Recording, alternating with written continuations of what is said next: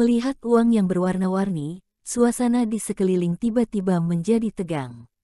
Mata semua orang membesar. Uang, sekarung uang, total uang beberapa miliar. Gila, pasangan pria dan wanita ini benar-benar sangat luar biasa. Keluar membawa uang beberapa miliar, bahkan mengisinya dalam karung. Ternyata tadi mereka cuman mencoba untuk bersikap rendah hati, agar bisa memenangi musuh pada detik terakhir. Kekuatan tidak terlihat adalah hal yang paling mematikan. Mereka ulang mengamati Reka dan Zeus. Reka melirik ke pelayan dan berkata, "Berapa?" "Ambil sendiri." "Oh, baik." Baik, pelayan menelan air liurnya, mengambil uang dengan tangan gemetar.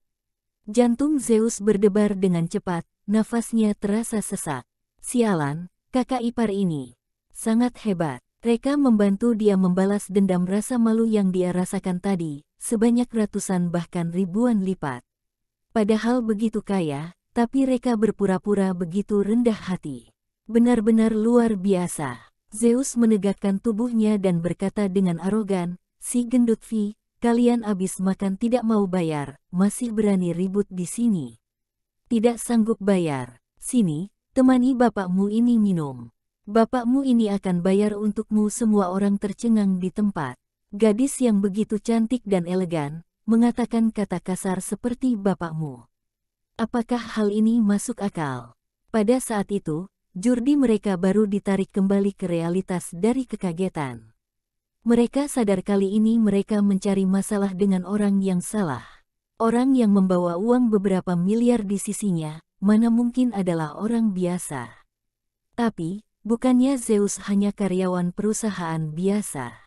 Dari mana dia ada begitu banyak uang? Jurdi menarik nafas dengan dalam, mengontrol emosinya. Bermaksud untuk melarikan diri setelah melakukan pembayaran. Reka berkata dengan dingin, "Berhenti di sana, apakah aku ada bilang kalian boleh pulang?" Jurdi melirik ke Reka, "Kamu beneran merasa bisa sembarang bertingkah hanya karena memiliki sedikit uang itu?" "Aku mau pulang, kamu tidak bisa menghentikan aku." Reka berkata, "Kamu masih tidak pantas buat aku menghentikan kamu dengan tanganku sendiri." Begitu Reka selesai berkata, ponsel Jurdi pun berdering. Bosnya menelpon. Jurdi segera mengangkat telepon, "Halo, bos, apa? Perusahaan dituntut." "Ini, mana mungkin aku? Aku tidak menyinggung siapapun." "Baik, aku di restoran Kosti. Anda datang saja sekarang." Setelah Jurdi mengakhiri telepon, semua orang di tempat pun tidak bisa tenang. Laks. Perusahaan Jurdi benaran dituntut. Teringat dengan kata-kata Reka tadi, kalau Jurdi tidak berlutut dan meminta maaf dalam waktu 10 menit, dia akan membuat perusahaannya bangkrut. Apakah hal ini benaran dikarenakan Reka? Membuat satu perusahaan bangkrut dalam waktu 10 menit, hal ini tidak bisa dilakukan hanya dengan kaya. Orang itu harus memiliki kekuasaan setinggi langit juga. Reka berhasil memperbaharui pengetahuan mereka tentang dunia ini. Bahkan teringat dengan ejekan mereka kepada Reka tadi. Mereka merasa agak malu dan ketakutan. Kalau Reka benaran marah dan mau balas dendam, mereka tidak akan sanggup menahannya. Banyak orang yang diam-diam melarikan diri, bersembunyi di sudut untuk mengamati situasi. Sementara Jurdi sudah tampak putus asa dengan keringat dingin membasahi tubuhnya. Suaranya terdengar sangat gemetar, "Ini, kamu yang melakukannya. Kamu siapa?" "Reka, kamu tidak berhak berbicara dengan aku." Sambil berdiri, "Berlututlah." Jurdi menggigit giginya dan berkata, "Iya, aku ngaku kamu bukan tokoh yang biasa, tapi mau suruh aku berlutut, kamu masih terlalu muda untuk itu. Kalau perusahaan benaran bangkrut, palingan aku tidak mau bekerja di sana saja." Reka berkata, "Tulangmu lumayan keras. Semoga kamu bisa bertahan keras sampai lama." Tatapan Zeus melihat Reka tampak agak bingung. Kenapa kakak ipar ini tampak semakin enak dipandang? Tidak lama kemudian, seorang gembul berlari kemari dengan cemas. Gembul berteriak dengan marah, "Jurdi, sialan, mati kemari." Melihat orang yang datang, semua orang di tempat menarik nafas dingin. Gembul ini adalah tokoh terkenal di kota Geffen. Brand Polki yang dia bangun memiliki nilai pasar ratusan triliun. Brand itu dipublikasi di Amerika. Gembul berperingkat di posisi 10 tokoh terkaya Provinsi Omada. Dulu mereka mengira bosnya Jordi hanyalah seorang pebisnis yang biasa. Siapa sangka bosnya adalah tokoh besar seperti ini. Membuat perusahaan besar bangkrut dalam waktu 10 menit. Kekuatan orang ini benar-benar berada di luar ekspektasi mereka. Jordi melihat ke Gembul dan berkata, "Bos, aku." "Pak." Hal pertama yang dilakukan Gembul adalah Jordi, kemudian memarahinya, "Sialan, aku sudah mau mati karena kamu." PP katakan, "Kamu menyinggung tokoh besar yang mana?" Jordi melirik ke Reka dengan tidak senang, ini dia Gembul mengamati Reka dari kepala sampai kaki dengan ekspresi kaget. Awalnya dia kira tokoh itu adalah anak kaya dari keluarga besar. Dia merasa orang itu pasti sangat arogan, kasar, ganas dan jahat. Tidak menyangka orang ini begitu rendah hati, berpakaian begitu biasa dan berpenampilan tidak mengejutkan. Gembul sudah berbisnis selama puluhan tahun, dia sangat mengerti maksud orang yang semakin hebat itu semakin rendah hati. Berpikir sampai sini, Gembul pun segera berlutut di atas lantai. "Tuan, benaran sangat maaf. Aku kurang teliti dalam mendidik bawahanku, sehingga dia menyinggung Anda. Tenang saja, hari ini aku pasti akan memberi Tuan penjelasan yang memuaskan." Reka menatap ke Gembul dengan ekspresi yang asyik, "Haha. Bawahanmu ini memiliki tulang yang lumayan keras." Mengerti maksud kata-kata Reka, Gembul segera memarahi Jordi, "Jordi, cepat berlutut kepada tuan ini, minta maaf kepadanya." Jordi menggigit giginya, urat biru di wajahnya tampak menonjol, "Berlutut? Haha, demi pekerjaan yang kasihan itu suruh aku berlutut kepadanya. Aku tidak sekonyol itu. Dia bukan pemilik perusahaan, biarkan dia mau bangkrut atau tidak. Konsekuensi yang paling berat adalah Jordi kehilangan kerja. Hal ini tidak pantas membuat dia menjual harga dirinya." Gembul memarahi Jordi, "Sialan, kamu rasa dirimu hanya sebatas kehilangan kerja saja. Aku ingatkan kamu, ada yang menuntut kamu menerima korupsi, mengkorupsi, menghindar pajak, melakukan penggelapan pajak. Semua buktinya lengkap dan valid. Kamu tinggal tunggu masuk ke penjara saja." "Apa?" Rasa dingin menyelimuti tubuh Jordi dari kepala sampai ujung kaki. Hal-hal buruk yang dia lakukan, dia mengerti dan paham dengan jelas di dalam hati. Kalau semua itu dituntut, Jordi akan dipenjara setidaknya 10 tahun. Dipenjara 10 tahun, seumur hidup Jordi akan hancur begitu saja. Ya Tuhan, pria bersama Zeus ini sekuat apa? Sampai bisa menemukan bukti dia melakukan hal-hal itu. Jordi tidak bisa menahan lagi. Dia tidak bisa berdiri lagi, hanya bisa menekukkan kakinya, berlutut di atas lantai. "Zeus, aku salah. Seharusnya aku tidak menyinggung kalian tadi. Aku mohon maafkan aku untuk kali ini. Aku masih ada orang tua dan anakku yang harus dihidupkan. Aku tidak boleh dipenjara." Reka melihat ke Zeus dengan senyuman. "Zeus, tadi dia suruh kamu minum bersamanya. Kamu tidak mau temani dia minum sebentar?" Berkata sampai sini, Reka pun memberi botol bir kepada Zeus.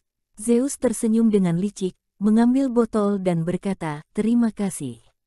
Kakak ipar Zeus berjalan ke hadapan Jordi, menuangkan sebotol bir itu ke atas kepala Jordi. "Ayo minum, minum sampai mati saja." Dasar babi gendut masih berani berkata, "Kamu ada orang tua dan anak yang harus dihidupkan. Sialan, kamu sudah memfitnah seberapa banyak gadis. Apakah kamu tidak bersalah kepada keluargamu? Kalau kamu masih berani mengganggu gadis lagi, kakak iparku tidak akan memaafkan kamu begitu saja." "Kakak ipar, ayo kita pergi." Kesombongan Zeus sudah mencapai titik puas. Kemarahannya sudah mereda dari tadi. Reka berkata, "Kemarahanmu sudah mereda, tapi punyaku belum." Reka mengambil botol bir, membantingnya ke kepala Jordi. Botol bir pecah dan darah segar mengalir deras. Jordi memegang kepalanya, jatuh ke atas lantai sambil berteriak dengan kesakitan. Waktu itu Reka baru melepaskan sarung tangan putihnya dan melemparkannya ke lantai. "Setelah menyinggung aku, kamu tidak bisa hidup lagi." Reka membawa Zeus meninggalkan tempat. Berjalan sampai depan pintu, Zeus tiba-tiba berhenti. "Kakak ipar, uang, uang kita sambil berkata, Zeus pun bermaksud untuk kembali mengambil uang. Namun, Reka menghentikannya, biarkan pemilik restoran mengantar ke kita saja secara pribadi. Selain itu, steak sapi restoran ini benar-benar tidak enak. Jangan datang lagi. Zeus mengedipkan matanya dengan nakal. Baiklah kakak ipar. Setelah mereka berdua pergi jauh, Jordi baru berdiri dengan kesusahan. Bajingan, Zeus, selama aku masih bisa bernafas, aku tidak akan melepaskan kamu. Jordi berjalan ke arah luar dengan compang camping. Namun, sebelum sempat berjalan keluar dari pintu, 4 mobil truk militer tiba-tiba berhenti di luar restoran. Tentara yang mengenakan seragam dan senjata lengkap lompat dari mobil, mengepung restoran dengan gerakan terlatih. Kemudian Reka memimpin tim bergegas masuk ke restoran. Semuanya jangan bergerak, pegang kepala dengan kedua tangan, jongkok di atas lantai. Semua orang terkejut sampai hampir pingsan. Sialan, kenapa sampai tim tentara pun datang ke sini? Kekuatan pemuda tadi sampai berhubungan dengan tentara juga. Mau seberapa memandang tingginya mereka kepada kekuatan Reka, fakta membuktikan mereka tetap terlalu memandang rendah. Semua orang segera berjongkok sambil memegang kepala dengan kedua tangan. Bahkan ada beberapa orang yang agak pengecut, ketakutan sampai membuang air kecil di celana. Tiger Wolf berkata dengan dingin, Jordi yang mana? Berpikir bisa menggunakan kesempatan ini untuk memperbaiki kesalahannya. Gembul pun menunjuk Jordi. Ini dia. Tiger Wolf menunjukkan pistolnya ke arah paha Jordi dan menembak satu tembakan tanpa ragu. Kami curiga kamu adalah spi Amerika, silahkan ikut kami. Apa? Suara tembakan, disertai suara teriakan Jordi, bergema di hati semua orang untuk waktu yang lama. Spi Amerika. Jordi ketakutan sampai pingsan di tempat. Sebelum pingsan total, kata-kata Reka tadi terus bergema di otaknya. Setelah menyinggung aku, kamu tidak bisa hidup lagi. Tiger Wolf datang dengan cepat dan pergi dengan cepat juga. 5 menit setelah Tiger Wolf mereka pergi, suasana di dalam restoran tetap sunyi sampai suara jarum terjatuh pun bisa didengar. Sampai Gembul diam-diam melarikan diri, para pelanggan baru ditarik kembali ke realitas. Mereka juga segera melarikan diri dari restoran. 3 rekan kerja wanita yang Jordi bawa kemari juga segera berpisah, naik mobil pulang ke kampung pada larut malam untuk menghindar masalah. Uang miliar di atas lantai, tidak ada yang mengambilnya. Tidak ada yang berani mengambilnya. Setelah semua pelanggan pergi dari restoran, pemilik restoran baru keluar dari sudut. Keringat dingin sudah membasahi punggungnya dari tadi. Kakinya bergemetar dengan kuat. Dia berjalan ke depan karung uang dan merapikan uang dengan hati-hati. Pelayan dan satpam juga segera membantunya. Salah satu pelayan bertanya dengan suara kecil, "Bos, kita. Apakah restoran kita masih bisa buka hari ini?" "Buka kepala kamu." Bos restoran memarahinya. "Kamu tidak mendengar orang berkata steak kita tidak enak. Mulai hari ini, restoran kita tutup. Selain itu, semua makanan yang dia makan tidak perlu bayar. Uang miliar ini, kita juga tidak boleh menyentuhnya." "Baik, Bok." Pelayan segera menjawab. Setelah sibuk mengurus masalah pabrik, Tokia pun siap-siap untuk kembali ke restoran tadi. Tapi Zeus malah meneleponnya, katanya mereka sudah selesai makan dan sudah mau pulang rumah. Akhirnya Tokia pun hanya bisa pulang rumah. Di rumah, pasangan Bensu sedang menonton televisi. Melihat hanya Tokia sendirian yang pulang, Afril segera bertanya, "Tokia, Reka di mana? Kenapa tidak pulang bersamamu?" Tokia pun segera emosional, "Bu, aku baru saja pulang kerja setelah sibuk seharian. Kamu tidak peduli apakah aku sudah makan atau belum, malah peduli dengan Reka.